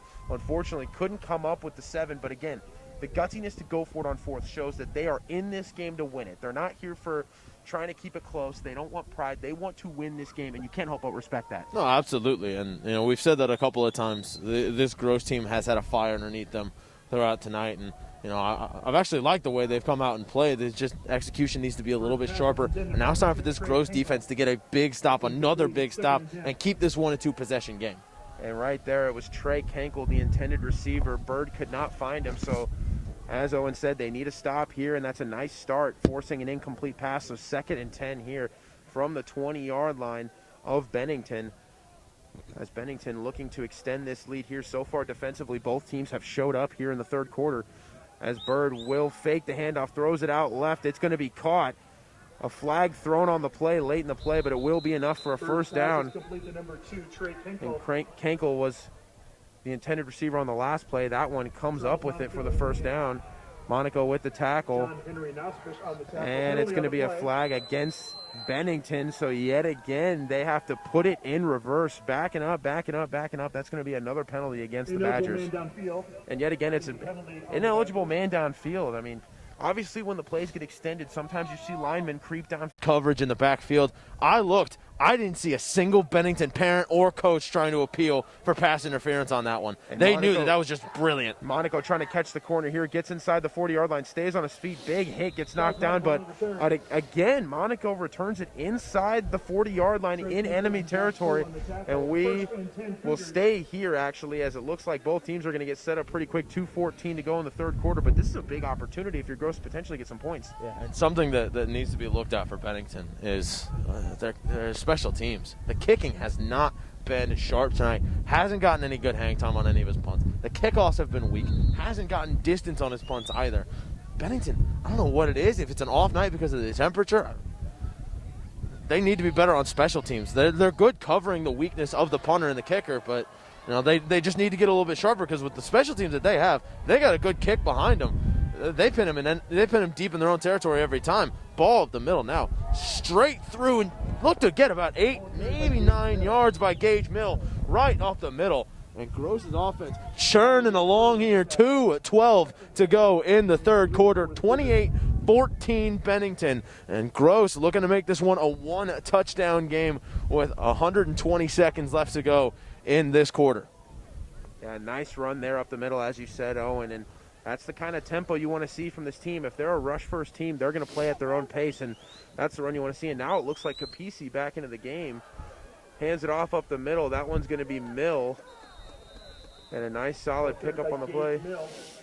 And that will be enough for a first down. Gage Mill there at halfback, and you love to see him in the backfield. He's one of those guys where when they hand him the football and he gets a chance to make a play not behind center, it gives him a lot of opportunities to use that pure athleticism that he has. He's so fun to watch. Another one of my favorite things to watch so far tonight is Nasarelli, the left tackle for Gross. He's getting into some pretty heated battles on the line, and he's able to win the blocks almost every time. He's having a day at the left tackle position, and they get in the left guard there. He had his block down, Nasarelli. The man inside of him didn't, and that's a big loss on the play. And Luke McDonald, one of the leaders of this Bennington defense, he's one of the leading tacklers on this team, gets in the backfield and forces a sack. 2nd and 19 coming up for this Gross offense.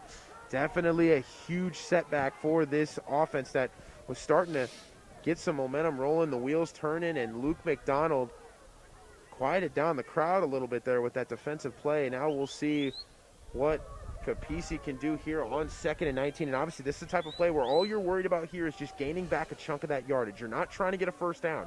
It's 2nd and a mile. You want to make this a 3rd and manageable on this next play. So if you're Gross, you're not trying to come up with a home run. You just want to get something going to gain some yardage, and that can't tell if a flag was thrown, and it looks like it is against the offense there. So backed him up 5 more yards on the play. So now 2nd and even longer for this Gross offense. Blade game on the Cougars. I think it might be the first penalty we've seen on the Gross Cougars all night long. They have been able to keep their discipline throughout, well, almost the first 3 quarters of this game. And now, it was 2nd and a mile a minute ago. I think it's 2nd and a kilometer now. 2nd and 24 now after the delay of game. As now, Capisi takes a snap, throws a slip screen out to Mill, and met immediately. I like the play call to try to get some of that yardage back. The line broke through, but it's because of the slip screen setup. But Bennington did a great job sniffing that out and stopping it before it even got started. Yeah, now, you said 3rd and manageable. This is going to take a miracle for the Gross Cougars if they're going to want to get out of this backfield. And this is one of those moments where you have to see the creativity of somebody like Van Hout. This is where you learn on a 3rd and long, what kind of play call do you use here to try to get some of this yardage back and maybe potentially get yourself a first down. And that will take us to the end of the 3rd quarter here. Scoreless here in the quarter, 28-14 the score after 3. We will take a quick break and come back with a 3rd and long for the Gross Cougars. 7th and 8th graders and their parents. Check out the website for more information. This year, the world's largest RV show is online. Camping World presents the Ultimate RV Show. 5 days packed with all things RV and camping. Be the first to see the newest RVs on the market. Take advantage of exclusive RV show pricing on hundreds of items. Plus, we'll have sweet giveaways and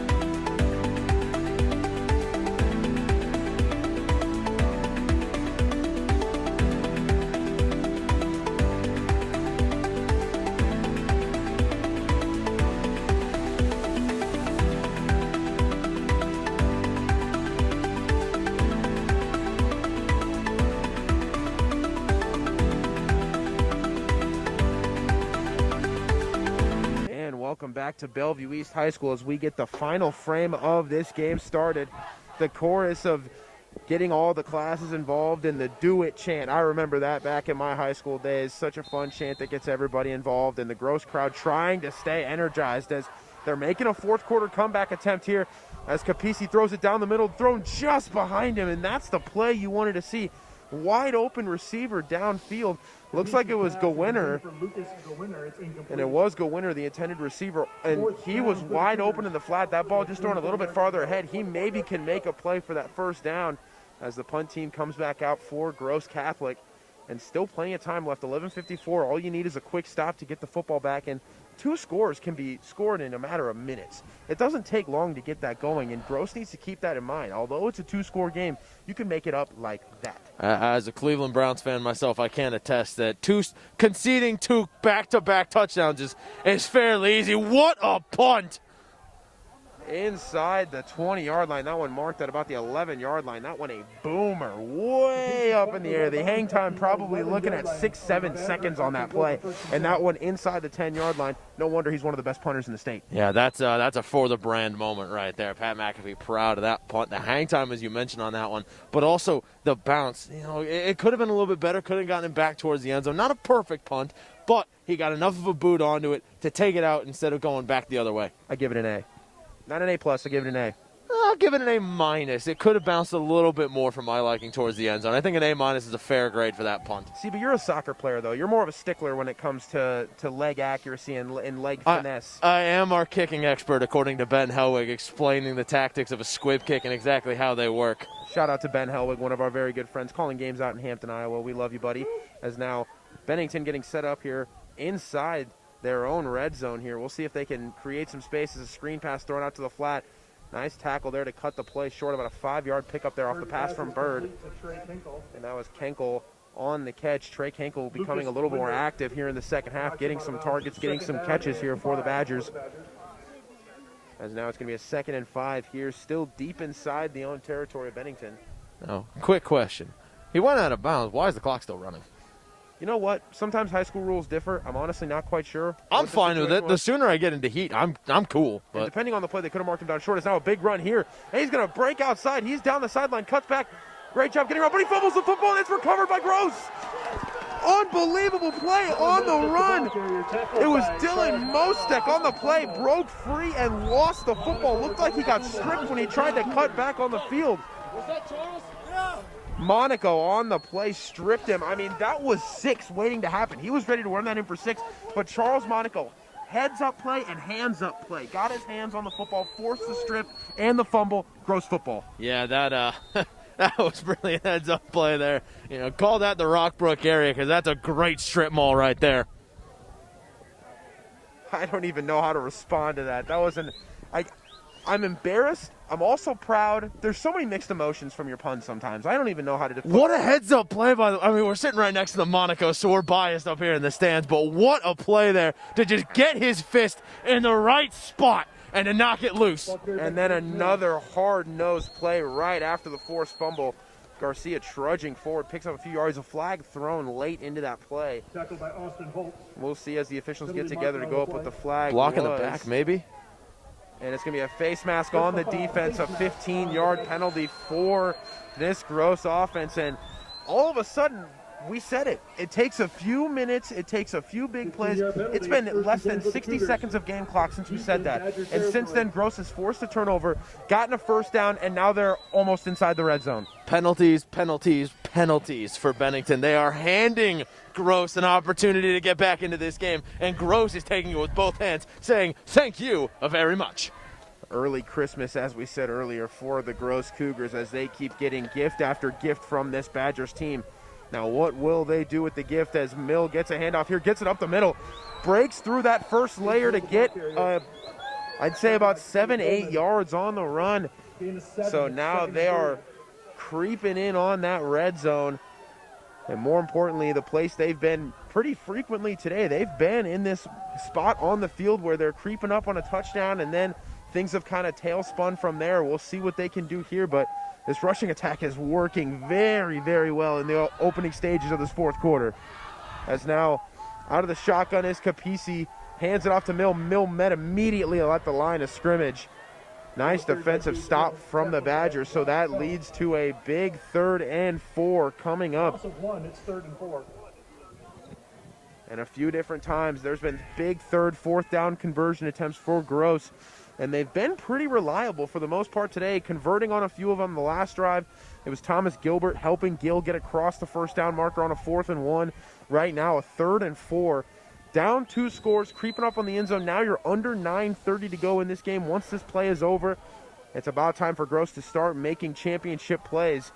As the snap is handed off to Garcia. Garcia up the middle, huge lane, and he is not stopping, carrying 2-3 defenders, and he picks up the first down. Someone needs to get him a chiropractor because he had so many guys on his back there, and he was able to carry them an extra, 5-6 yards?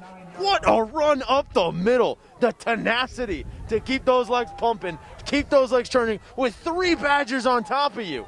Camping World first down for the Cougars there. Thank you to Jacob Garcia, as now it is a 1st and goal at the 9-yard line. And it's going to be a pass here from Capisi. It's going to be caught by Garcia. Garcia cuts back, gets to the 5-yard line, and they're going to mark him down at the 6. So it's going to be 2nd and goal, a 3-yard gain on the pass attempt. And it's just composure that we've seen from Connor Capisi. Backed up in the pocket, immediately saw pressure, and what did he do? He threw to his safety valve. It can be very easy to get distracted and go for the end zone here. Yeah. He was smart and went with the easy pass that he knew was going to get him a few yards, and now they've inched a little bit closer to the goal line. Yeah, absolutely. A heads-up play that we've seen, and that's just an intelligent play. You know, that's something that, you know, as much as Coach Van Hout wants to, that's something you can't coach. That is something that you just know. And now Mill in the I formation in at quarterback, fakes the handoff, tries to run up the middle, gets a few, still trudging along, and he's going to get marked down at the 1-yard line. A 5-yard pickup and the biggest 3rd down attempt of the game, as it's a 3rd and goal from the 1-yard line. And I like that they keep switching here. They went Capisi last play at quarterback. They switched to Mill. They go with what's working, and they want to throw Bennington off with different formations. And here Mill's going to be under center. 3rd and 1. The Gross student body, the Gross fan base, getting excited, trying to see what they can do here, and it's going to be a quarterback sneak, pushes up the middle. What will the officials mark it? And they will mark him short. Gage Mill with the keeper. 4th and 1 from the 1 yard line, and there's no other choice here but to go for it. The Field offense goal. going to stay on the field here on a 4th and 1. Don't go for the field goal here. Go for it up the middle. And you said it's not even a 4th and 1. It's 4th and a half. He is close. All they need is that half yard to get across it. Now, will he get it is the question. They are going to wait to get the call for this play. You'd expect to see an I formation as we are now at 7 minutes to go. Plenty of time for this Gross team if they can score here with a touchdown. And the Gross student section getting excited here. Mill with 2 backs in the backfield. He's going to take the snap, hands it off to Garcia. Garcia in there for the touchdown. He brings this to a 1-score game. Cougars. Jake Garcia with the 1 yard Jacob run. Garcia answers the bell. Runs in with force, follows blocks, breaks tackles, the whole shebang, and he makes this an 8-point game. Garcia, one of those players that just is able to make big plays in big moments. 6:53 to go. We're waiting on the PAT. Snap looks good. Laces out, Danny. Right down the middle. It's a 7-point ball game. And we will take a break as the kickoff squads get on the field. Gross inches their way closer against the top 3 team in Class B. They're staring them eye to eye, and they're waiting for the next punch. We'll be back in a moment.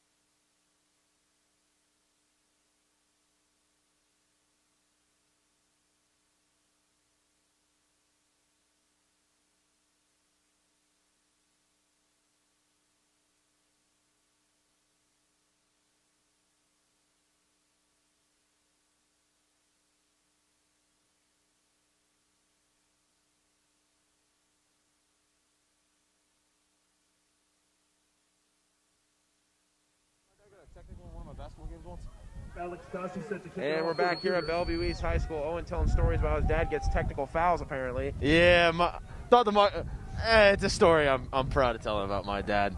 Hey, that's a good way to bring us back because we have an intense game on our hands ourselves. A lot of chippiness going on, a lot of aggressiveness. Gross with a huge touchdown drive, capped off by a Jacob Garcia run. And now just like that, it's a 1-possession game. This kick booted, and it will just stay in bounds, and it will roll on in for a touchback. And that, my friends, is what you call a textbook-friendly roll. That one stayed in for a touchback. So instead of starting at the 35, now they start at the 20. I played soccer for 12 years. I have never seen a ball curve like that. Wow. And maybe this means something. Gross may be the team of destiny here. Divine intervention, maybe? They have just been having everything go their way here in the latter stages of this 4th quarter, as now we are under 7 to go, and all they need here is a stop, as they look to give themselves the ball back to control their own destiny. How on brand would it be for this cold of a night to go into overtime? Oh, man. I don't want to put that evil in the universe. Gross, win it in regular time, please. And now Bird with the throw. It's going to be tipped in. Oh, it's going to be caught by, I believe, a lineman, and that's going to be a flag on the play. I believe that goes down as an ineligible receiver. Pass is complete to Alex Haas. Penalty on the play. So an unfortunate break for Bennington, if this is what I think it is, as it was a tipped pass, and all of a sudden, I mean, when a pass gets tipped, everybody's breath just goes away because you want to see who comes up with it. And on that one, it was a lineman, and they will take back the flag. And the Gross coaching staff is absolutely livid. They wanted to see that flag go against the Badgers, and now all of a sudden, it's going to be a semi-solid pickup here, and it's going to be second and manageable. Yeah, I don't know what the rules are. Maybe if there's a tip at the line, everybody becomes eligible. I believe that's the rule. I believe that's what it is, too.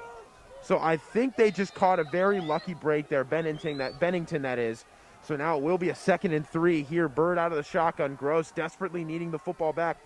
Bird's going to roll out to the right. He's going to keep it here. Tries to get around the corner. He does. Breaks a tackle. He finds an opening. Cale Bird trying to create space. He's at the 30, 25, 20. Tries to tiptoe. Gets down out of bounds. They're going to mark him at about the 20-yard line. And there's the athleticism of Cale Bird. But there's a flag on the play sitting back at the 30-yard line. This one might be coming back, folks. And it looks like it is. They're starting to trot back. And it will be a face mask on the offense. That brings this one all the way back. Owen, team of destiny. Everything going Gross's way right now. Every flag giving them extra chances. This may be a textbook case of a team that's just destined to win this game. Yeah, they were just, Gross, they're at least meant to stay in this game. This game was never meant to be a blowout. Gross going toe-to-toe with one of the top teams in the state, keeping it laid on. 6:28 to go, still a 7-point ball game, and now a 2nd and 9. Yeah, they back up 6 yards from their initial start as the officials blow this play dead. Not sure, there was no flag thrown on the play. And now it looks like they're just resetting the football here, so the clock does start back up again. Not sure why they stopped the play, but now Bird sets up here out of the shotgun. 2 to the left, 1 to the right. It's going to be Mostick in the backfield. Bird looks to throw, rolls out right, maybe going to run it, throws it off here. It looks like it's going to be caught on the play, and it's going to be Trey Kenkel. Lucas, the winner with the tackle. And that's going to be a big-time first down. 1st and 10 for the Badgers. Go winner with the tackle on the play from Gross. And that's a nice way to pick up a first down. Great way to limit the big play there, bringing Kenkel down, but tough break there for the Gross defense. Yeah, they looked like they had him covered there in the backfield, but, Bird just able to get that pass off at the last possible second, keep the play alive, keep the drive alive, and keep the chains moving as well. Bird out of the shotgun here, takes it, looks right, wanted to throw, now he's going to run up the middle, has room, and he picks up about 5 on the gain. Nice awareness there, seeing that the secondary did a great job in the coverage for Gross and just decided to tuck and run. And in a game like this where you have the lead, that's a smart quarterback play because it keeps the clock running and it gains you a chunk of yards. Yeah, absolutely. That's the biggest thing for Bennington right now is to run down this clock. They want to see this game out. They're against the ropes. They know that this is not an easy game, and I don't know if they have the offensive capabilities to put Gross away at the moment, so they just want to waste as much clock as they can. The Bennington Badgers with 1 loss on the season. It came a few months ago. It's a big run up the middle. That one's going to be Mostick. Dylan Mostick with a nice first down pickup on the play. But as I was saying, it's been a lot of games of Bennington's success. We haven't seen them in a position where they've had their backs against the wall, as you said, Owen. 7-1 on the season. Their only loss coming to the current number 2 team in the state, Scott Catholic, and it was a few months ago. I mean, this team currently is on a 5-game win streak, I believe, and they've won some big games against Grand Island Northwest, Norris, Aurora. All of these teams are top 10 teams right now in the state of Nebraska, specifically Class B. So this team's not used to being in situations where they're being stared down in essentially a heavyweight prize fight as Bird throws it deep, and it's going to be caught inside the 10-yard line. That one's going to be a Caden Bloom touchdown. Pass complete to Caden Bloom. And just like Touchdown that, Badgers. it's a 34-21 game. Bennington answered the call offensively a few times. They had big plays get brought back. That time they punched that one in for 6. I said I didn't know whether or not the Bennington offense had the capabilities to put Gross away. That's a big play there by Bird over the top to Bloom. And, blooming at the right time offensively laid on here for Bennington. And a gutsy play call, too, throwing it deep when you're trying to run this clock out. They wanted to try to get a score on the board, and they do. We will take a break and come back to see Gross's comeback attempt and what they can potentially do with it. 35-21 when we come back.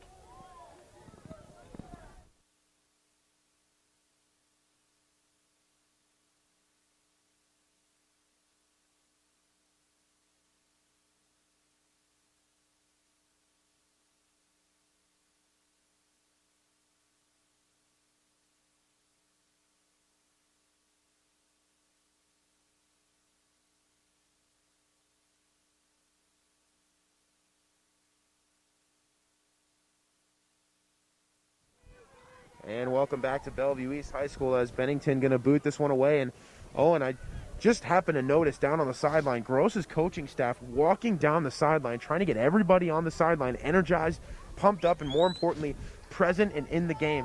And that's all you can ask for in a situation like this. You just got down 2 scores, just under 5 minutes to go. You can't give up on this game, and that's great leadership from the coaching staff, letting them know and reminding them this is still a game. We need to make sure that we're playing like it's a game because we can still make something happen as the play is blown dead right after the kickoff. Palladino looks like he caught it from his knee. Knee was down. First and 10, Cougars at the And that's an 15-yard unfortunate line. miscue that's going to put Looked like it. That's going to put Gross back, I believe, at the 15-yard line is where they're going to mark him. So now a long drive in front of him, but all it takes is one big play, and with the rushing attack we've seen from Gross, it's very possible we could see them break away for something big, and they're going to need it here.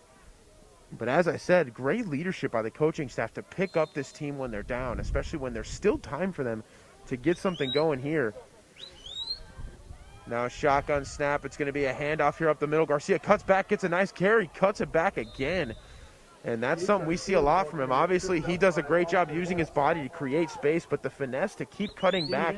And more importantly, it's hard to cut back in the same direction multiple times in a row. And he continues to do that just because of his shiftiness. Yeah, the athleticism that this kid possesses and to be able to change his momentum on a dime like that. And like you said, it's tough to defend against. And Bennington has had a difficult time defending against Garcia tonight. And Mill with an absolute bully of a play gets the pass from Capisi and shoves people off him with two hands. He is not a big guy by any means in terms of going up against big defenders, but he played like it there. Put his helmet down and just chugged his feet, picking up the first down for Gross here as now Capisi gets the snap again. Mill throws it out to Mill, and this time it's caught by Monaco. Monaco picks up a first down. Gets out of bounds on the left sideline. And back-to-back first downs. The last one coming from Mill, that one coming from Monaco. And that is a great way to start the drive. Back-to-back first downs. Still over 4 minutes to play, so they're doing a good job maximizing time. Yeah, they're trying to get themselves into opposition territory. Still on their own side of the 50, though. And, you know, like you said, there's not much clock to work with here. They're going to have to be smart with their time management. You know. And Capisi takes the snap, backs up, and he's looking right. Throws a little pass over to Garcia, and that one just tipped down. And I like the idea. There was room in the middle of the field, and he tried to expose that by giving it to Garcia. Unfortunately, that one incomplete. Josh Cole broke it up. But now clock does stop here with 4:03 left. 2nd and 10. And you have the right guy behind center right now, somebody that can throw the football. And you love the trust from Coach Van Hout to put him in the game in a situation like this. Like we've said, we've seen both quarterbacks, and we knew going into today we'd see different wildcat setups, different shotgun setups with Capisi, and in this situation, Capisi obviously the go-to guy as he's going to hand it off here up the middle on a second down, trying to throw off the Bennington defense. Nothing doing there, maybe 2 yards on the play, so it's going to be a 3rd and long here. And a timeout on the play. Looking to stop the clock here is Gross Catholic, and we will take a break with that timeout. 35-21 as Gross trying their best to come back. We'll see what they can do when we come back.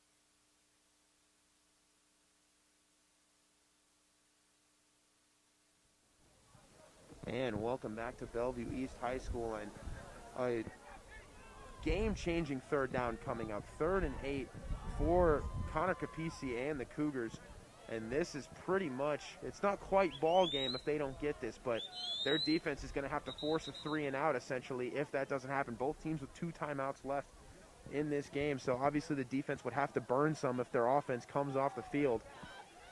And it's obviously 4-down territory, so even if they don't pick up the 8 yards here, they could potentially get it on the next play as Capisi looks to pass, and the pass just led him a little too much. Looking for Gage Mill on the play.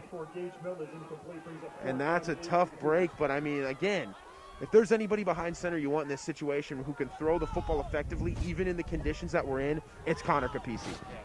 Capisi's one of those players that he's composed under center for a young quarterback like he is. He's able to make those throws. The wind and the cold is kind of getting to him a little bit, as we've seen in this second half. The aerial threat quite hasn't been there for Gross, but you know, credit to Capisi.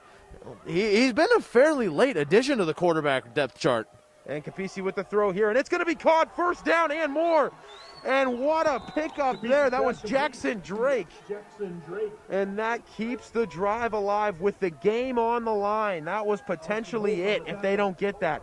He answers the call, and Jackson Drake moves the chains. Big Camping World first down there for Gross, keeping their hopes of this one alive. 3:30 to go, down by 14. And a big moving of the chains here. And the snap taken by Capisi. He pump fakes. Now he throws. Gets it to Drake. Drake comes up with it, rips past the defender, and he's going to be knocked down at the 30-yard line. Clock keeps on rolling. That's going to be about an 8-yard pickup on the play, maybe 7. So it's going to be second and short here, 2nd and 2 it looks like. Now 3:10 to go. They're creeping up on the red zone, but they need to pick up their pace just a little bit here as they are going into the hurry-up. Capisi looks to throw. Quick short route. Looks like they're going to have enough for the first down, so that'll stop the clock momentarily while they set the chains. So that gives them time to quickly decide on their next play. So a nice little play call to give them the chance to decide what they're going to do. And now the clock rolling again. As Capisi sets up again, you'll wonder if he starts to maybe look for the end zone on these next few plays. And this time lobs it towards the middle. And it's going to be intercepted down the middle of the field. And it's going to be returned down the sideline. Flag on the play, probably a block on the return, but he's still going. Block in the back. This one's going to be called back. But what a return. Let's see how far he can get. He might take this all the way back to the end zone. Garcia trying to make a play. And Garcia does make the nice effort play to bring him down. And as if he wasn't having a good game already, Ashton Schmatterer with the interception after the touchdown he's had, after the nice plays, but it will come back. As Owen said, it was a block in the back, but what a game he's had. Regardless of the fact that that didn't count, he has had a game for this Badger squad. Yeah, Schmaderer has had a really good day at the office here tonight and icing the game on the goal line with a big interception with 2.5 to play. And that'll do it, unfortunately. Yeah, 2:29 to go. Obviously, 2 timeouts here for Gross, so they're going to have to force a turnover more than likely. They could get the ball back even without forcing a turnover, but they're going to have to use those timeouts wisely and maybe even hope for an incomplete pass. It all depends on the play calls we see, and more importantly, the success of those play calls that we see from the Badgers here with 2:29 to go. Both teams with 2 timeouts. You wouldn't expect Bennington to use one, but you'd expect Gross to use both of their last 2 to try to get this football back. And as Owen said, the chances look slim, but luckily for Gross, they're at least backed up in their own territory. Maybe you can force some crazy turnover, and all of a sudden you're right next to the end zone, so you can maybe jump it in for 6. Or scoop and score. Yeah, so we'll see what the defense can come up with here, and they're going to hand it off to Mostick. And Dylan Mostick's going to get a few, but not much, about a 5-yard pickup. And that'll be a timeout called on the play by Gross. We'll stay here through the timeout as they try to just stop this clock as much as they can. And Owen, like we said, at this point, if you're Gross, pack the box. Get as many people in there as possible. Stop the rushing attack first.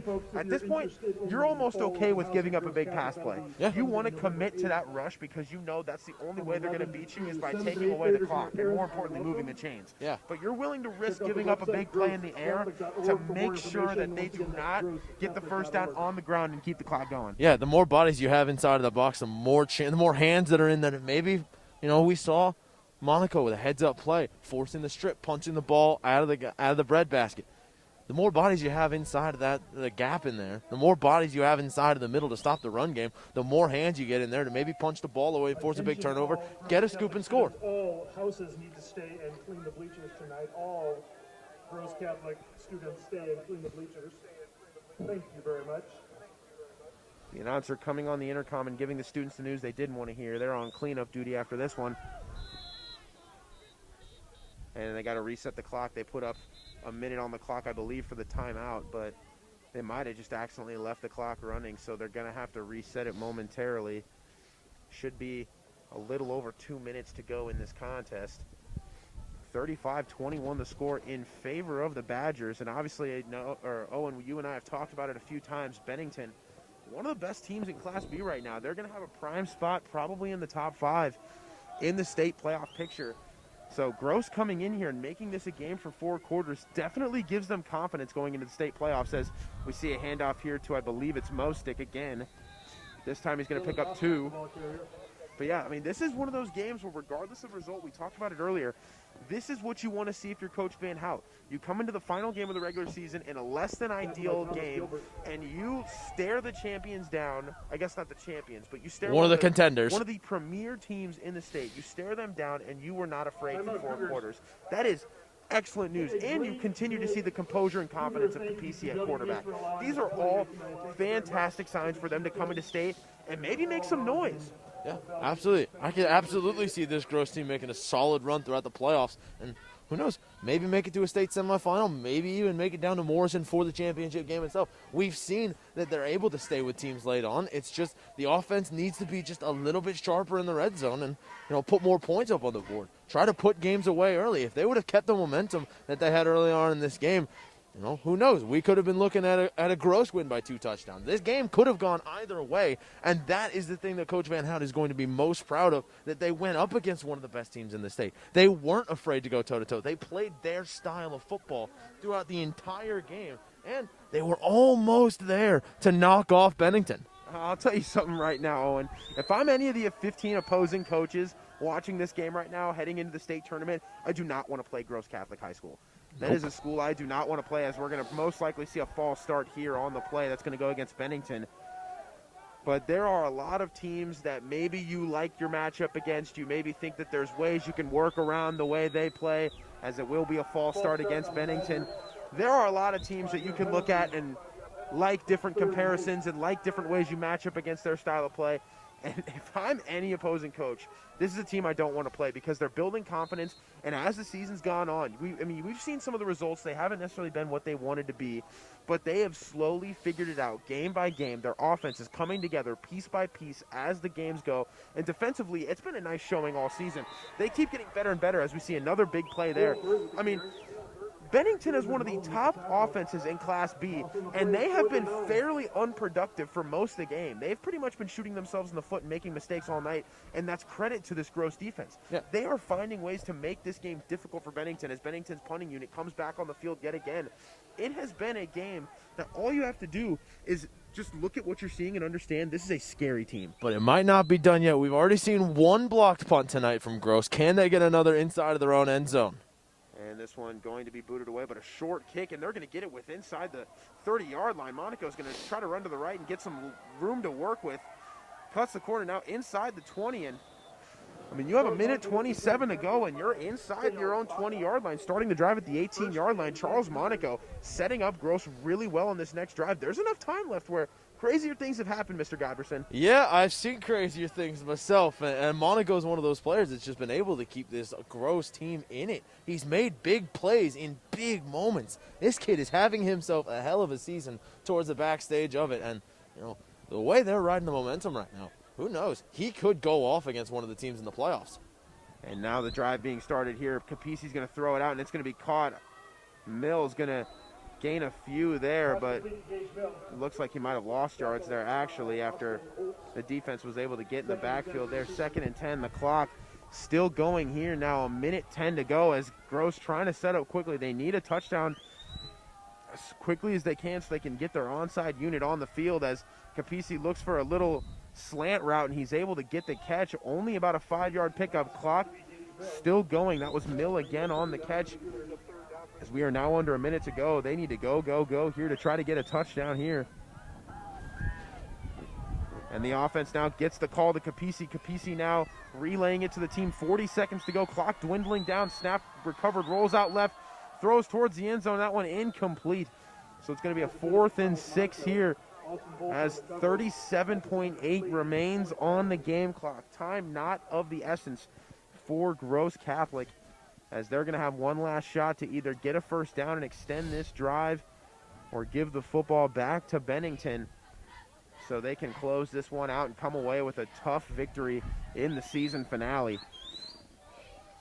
Capisi gets the play call here. He's got 3 receivers to his left, 1 to his right. Garcia in the backfield to his right. Capisi looks right, pump fakes, throws towards the end zone. That one's going to be intercepted, and he's going to be pulled out of bounds, and that should have closed this book up and give Bennington the win. A tough throw to make on a 4th and 6, and obviously not the result you want. Yeah. Bennington coming up with a big turnover. But credit to this Gross offense. They gave it the all. And who Who would have thought at the beginning of this game that Gross would have been in it until the last 30 seconds? Yeah, definitely a very eye-opening performance. For the Gutsy performance. Gutsy performance, eye-opening, and frankly, like I said before, this has to send chills down the spine of every team that's going to be competing in the state tournament starting in the next 2 weeks. I mean, this is a very, very strong showing from every aspect. We saw a special teams touchdown. We saw a forced turnover on the defensive end, a fourth down stop. And then on offense, we saw Capisi make plays with his arm. We saw Mill make plays with his legs. We saw a touchdown from Charles Monaco. And even on special teams, going back to it, the punt returns from Monaco all day were starting drives in positive field position. That's a tough thing to do, as we will see the kneel from Bennington to run this clock out. But as we said, a 4-5 regular season finish up after this loss for Gross. So 4-5 going into the state playoffs. I think that only poses, honestly, potential positive things, because this might be a team that could be overlooked when the state tournament starts, Owen.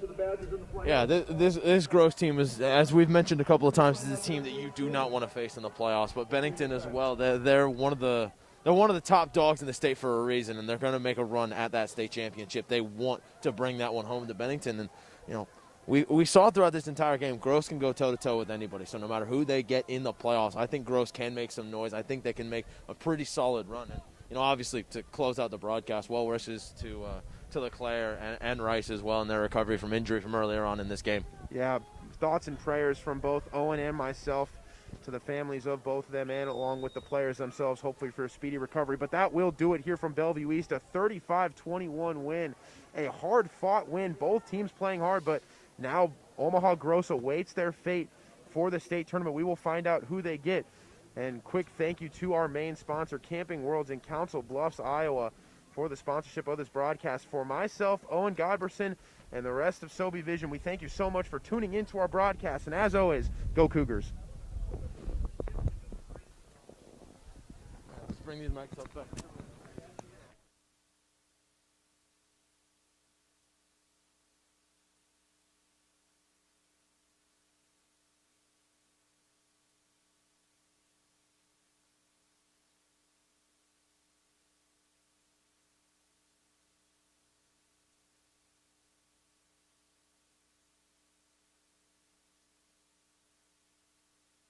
Camping World of Omaha is your one-stop shop for everything RV. Shop from the top manufacturers, the best floor plans, and the most competitive prices in the Omaha area. Travel trailers starting at only $99 per month. Plus, buy an RV from Camping World and receive access to the Good Sem Elite loyalty program, offering incentives valued at over $2,000. Don't miss out on the incredible deals at Camping World, located just east of Exit 1B on I-29 in Council Bluffs. Payments not inclusive of tax, title, license, prep, and dealer dock fees. See dealer for details and full disclaimers.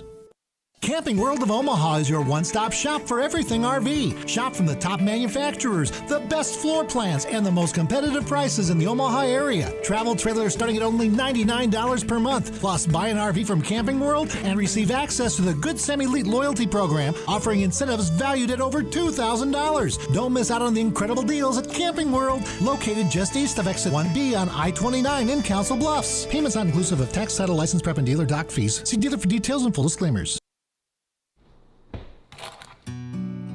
They say life is about the little things, those moments we unplug, packing up the camper after a long week, making room for new memories. You and me,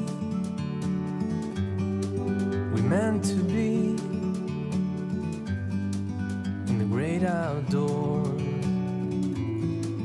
forever free. If you've wandered the mountains or ridden a trail, if you've discovered beauty that's left you speechless, or laughed like you haven't laughed in years, if the food tastes remarkably better and the friendship is somehow deeper, you've probably been camping. You and me, we're meant to be in the great outdoors, forever free.